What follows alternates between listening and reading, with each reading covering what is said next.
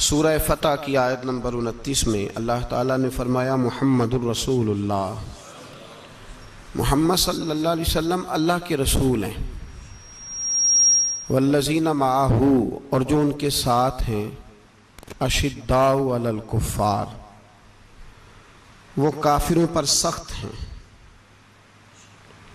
رحماء بینہم، آپس میں بڑے رحم دل ہیں، تراہم رکعا سجدا یبتغون فضلا من اللہ ورضوانا، فرمایا آپ انہیں رکوع کرتے ہوئے دیکھیں گے، سجدہ کرتے ہوئے دیکھیں گے، اللہ کا فضل اور اس کی رضا تلاش کرتے ہوئے دیکھیں گے۔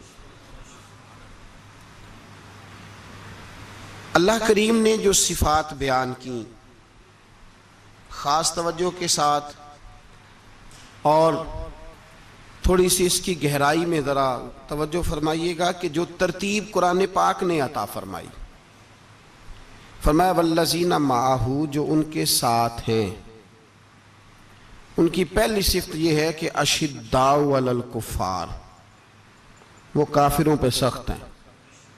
پہلی صفت کیا ہے؟ نماز، روزہ، حج، زکوٰۃ۔ اشداء علی الکفار، کہ وہ کافروں پر سخت ہے۔ رحماء بینہم، دوسری صفت یہ کہ وہ آپس میں رحم دل ہیں۔ تراہم رکعا سجدا، پھر آپ انہیں دیکھیں گے رکوع کرتے ہوئے اور سجدہ کرتے ہوئے۔ تو نماز کا ذکر تیسرے نمبر پہ آیا، رکوع سجود کا ذکر۔ ایمان کے بعد جو پہلی بات ارشاد فرمائی وہ ہے اشداء علی الکفار، کہ وہ کافروں پر سخت ہیں، کافروں پر وہ، یہ پہلی صفت ہے اہل ایمان کی۔ اعلیٰ حضرت فاضل بریلوی رحمت اللہ تعالی علیہ ہمیں سبق دیتے ہیں، فرماتے ہیں دشمن احمد پہ شدت کیجئے، دشمن احمد پہ اشداء علی الکفار، دشمن احمد پہ ہلکی پھلکی ان کے ساتھ نفرت نہیں، یہ قرآن مجید کا سبق ہے۔ دشمن احمد پہ شدت کیجئے، ملحدوں سے کیا مروت کیجئے، جو بے دین ہو جائے وہ مروت کے قابل۔ ہمارا عجیب معاملہ ہے، وہ ہمارے بچے کاٹتے ہیں، ہم کہتے ہیں نہیں بات بیٹھ کے کرنی چاہیے، وہ ہمارے ٹکڑے کر رہا ہے، خون پی رہا ہے، ہم کہتے ہیں نہیں ٹیبل ٹاک کرنی چاہیے، ہم نے بات کی ہے، سفیر کو بلایا تھا۔ یہ کس قسم کی گفتگو ہے بھائی؟ وہ تیرا خون پی رہا ہے، تو جواب میں کہہ رہا ہے نہیں نہیں وہ ہم نے بات کی ہے اقوام متحدہ میں، کل پرسوں بیٹھیں گے آپس میں گفتگو کریں گے، صحیح ہو جائے گا مسئلہ۔ اشداء علی الکفار، اہل ایمان مومن کی پہلی صفت اللہ نے یہ بیان فرمائی کہ وہ کافروں پر وہ سخت ہے۔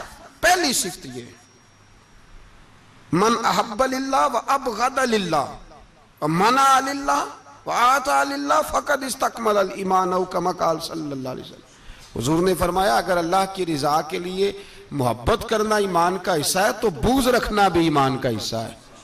اللہ کی رضا کے لیے بغض رکھنا بھی، یہ جو جذبہ ہے نا کفر کے خلاف، جذبہ یہ ایمان کی بنیاد ہے۔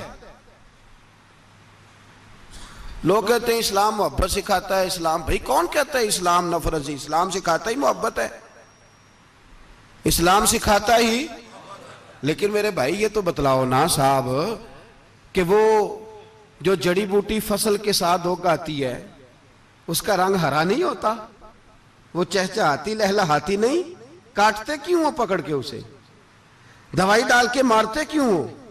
اس لیے کہ باقی فصل کو تباہ نہ کرے، باقی فصل کو نقصان۔ کافر پر جب تو سختی کرتا ہے تو اس کا مطلب یہ ہوتا ہے کہ وہ پھر دوبارہ ظلم نہیں کرتا، وہ زیادتی۔ ہماری کافر کے حق میں نرمی ہے۔ سعودی گورنمنٹ کا مراسلہ آیا، انہوں نے کہا جناب ہمیں شکوہ ہے پاکستانی حاجیوں سے کہ حجنے جب جاتی ہیں تو یہ برقع نہیں پہنتی، نقاب نہیں اوڑھتی۔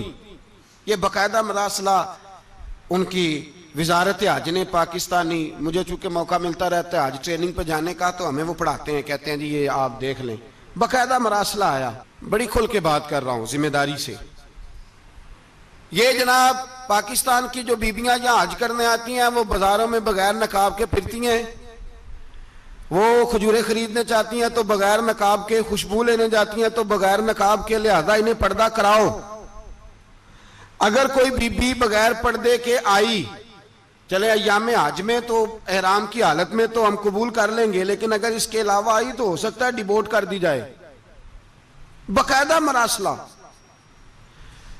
عام غریب ملک کی، پاکستان کی، انڈونیشیا کی، سوڈان کی بی بی بغیر پردے کے نہیں جا سکتی، پر ٹرمپ کی بی بی بغیر پردے کے سعودی عرب جا سکتی ہے۔ ہوں تسی چپ کر گئے ہو نا، ویڈیو میری پہ بندی ہے، تہاڈی نہیں، فکر نہ کریں، میں سچی بات کر رہا ہوں، سچی بات اور کھری کر رہا ہوں ذمہ داری سے۔ او بھائی، اس کی بی بی پر کوئی پابندی نہیں، کوئی پابندی نہیں۔ وہاں تم نے تلواریں پکڑ کے رقص کر لیا، وہاں سب جائز تھا۔ اب تمہیں وہ کدھر گیا متوا جو بھاگ کے آتا ہے کہ گنبد کی طرف منہ نہ کرو؟ وہ کدھر گئے لوگ جو کہتے ہیں جناب دیکھو جی وہ مقدس پاک لوگ ہیں، خبردار ان کی بات نہ کرنا؟ کلیجہ روتا ہے، دل خون کے آنسو روتا ہے۔ اتنا بڑا حج کا اجتماع ہوا ہے، تمہیں کوئی توفیق نہیں تھی تو وہاں کہنا تھا اس کو، حج پڑھانے والے کو، خطبہ دینے والے کو، کہ برما کے لیے دعائی کر دے، کہنا تھا اسے فلسطین کے لیے۔ بھائی میں جو رونا رو رہا ہوں ذمہ داری سے رو رہا ہوں، خدا را سمجھو، جب تم نے تمہاری اپنی بات آتی ہے تو 34 ملکوں کا اتحاد اکٹھا ہو جاتا ہے، اور جب امت کی بات آئے پھر کوئی پرواہ نہیں۔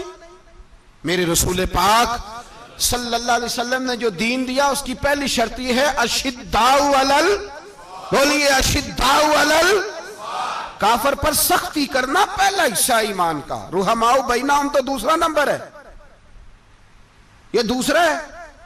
تمہاری سختی صرف اس کے خلاف ہے جو تمہارے مفادات کو ٹھیس پہنچائے، جو تمہاری سنے نا۔ حضرت سیدنا فاروق اعظم رضی اللہ، میں تفصیل سے بات کروں گا اگلے جمعے جناب فاروق اعظم کے احوال پر۔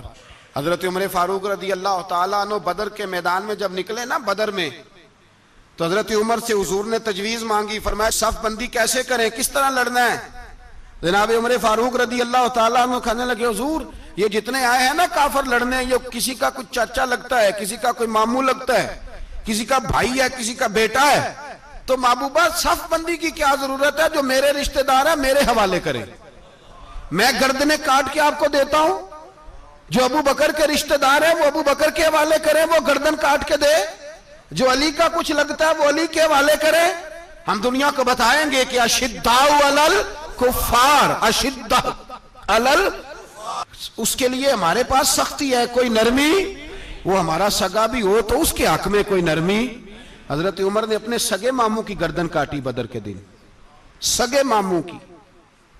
حضرت ابو عبیدہ بن جراح، سنو، اسلام امن کا درس دیتا ہے، محبت کا درس دیتا ہے۔ بھائی اسلام ہی تو امن کا درس دیتا ہے، پر جڑی بوٹی کاٹنا بدامنی نہیں ہوتا، ظالم کا ہاتھ پکڑنا بدامنی، اور امن والے اور ہوتے ہیں بزدل، ان دونوں میں فرق ہوتا ہے۔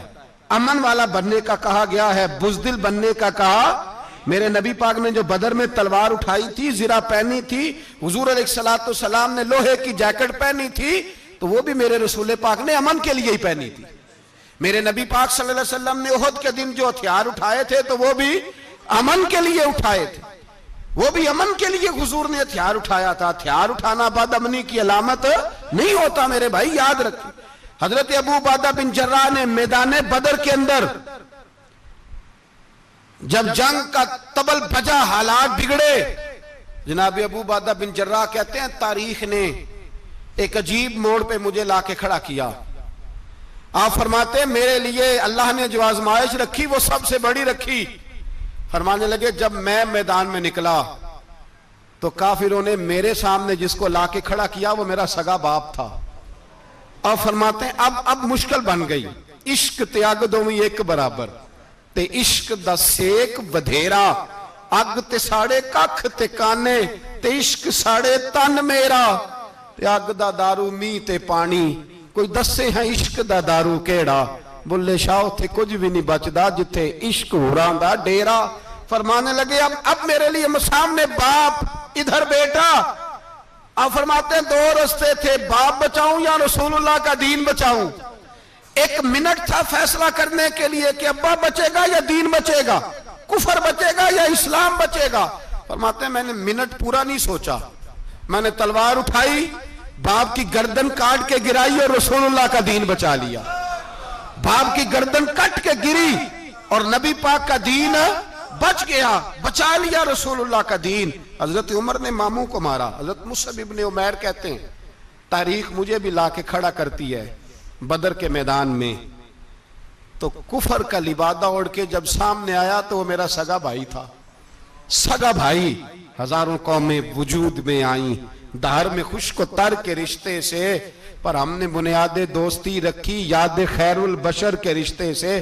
سگا بھائی کفر کا نمائندہ بن کے سامنے کھڑا ہوا۔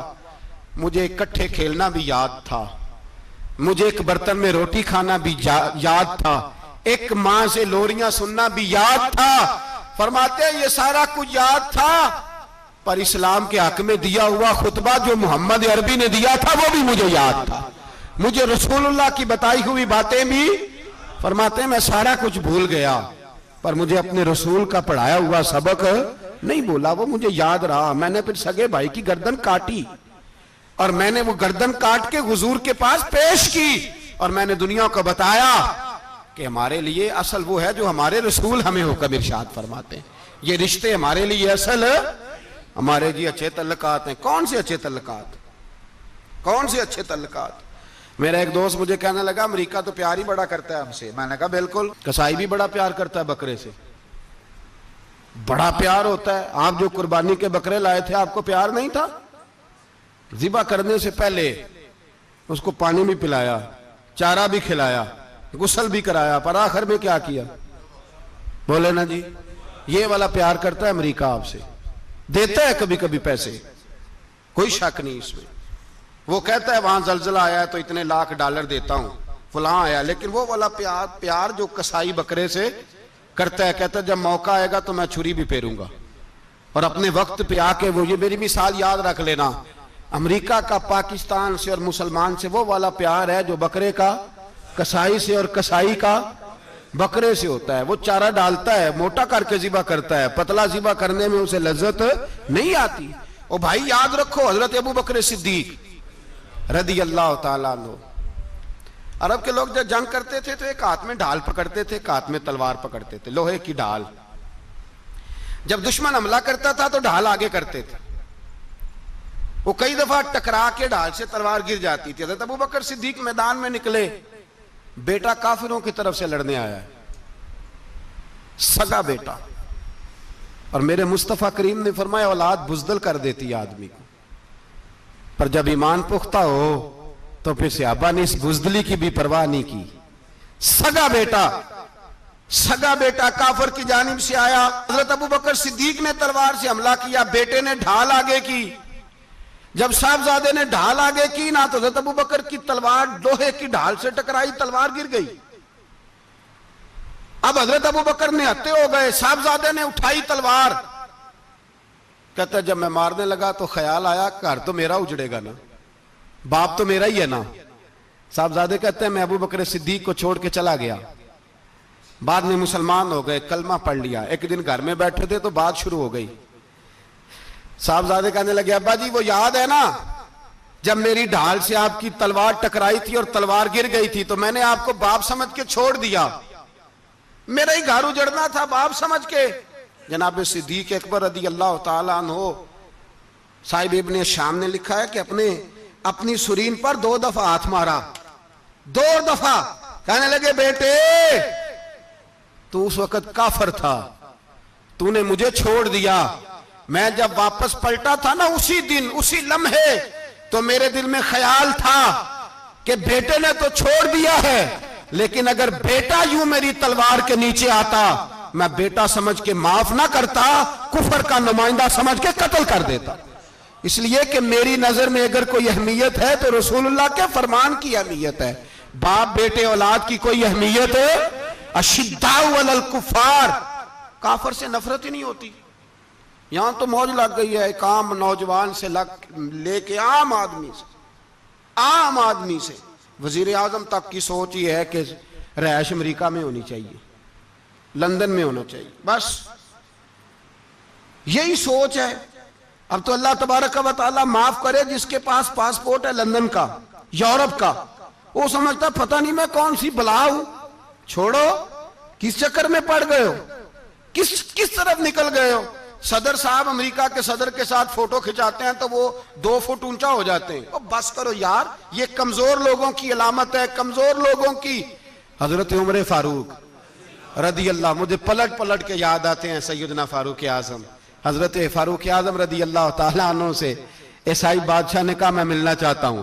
आप फरमाने लगे टाइम नहीं, जो तुझे मिलना है वो मदीने के गरीबों को ना मिलूंगा, वो रसूलुल्लाह के नौकरों को नहीं मिलूंगा, तुझे मिल के क्या करना है। मैं उन्हें मिलूंगा जिनके लबों पे रसूलुल्लाह का दरूद जारी है, जो मुस्तफा से प्यार करते हैं। मुझे तुझसे मिलने की कोई जरूरत, हमारे यहां वो नफरत नहीं कुफर के लिए जो मुसलमान के दिल में होनी चाहिए, वो मिजाज ही नहीं हमारा, वो शऊर ही नहीं। हम जब भी इत्तेहाद करते हैं, काफिर से इत्तेहाद करके अपने ही भाई को मारने लगते हैं। वो जी लड़ाई हो रही थी, भाई का भाई से इख्तलाफ नहीं होता घर के अंदर, फिर वो दुश्मनों को बुला के लाता है कि मेरे भाई को मारो। ऐसा हुआ है कभी? अगर आपस में इस्लामी मुमालिक का इख्तलाफ है भी तो काफिर को लाओगे मारने के लिए, काफिर को लाओगे।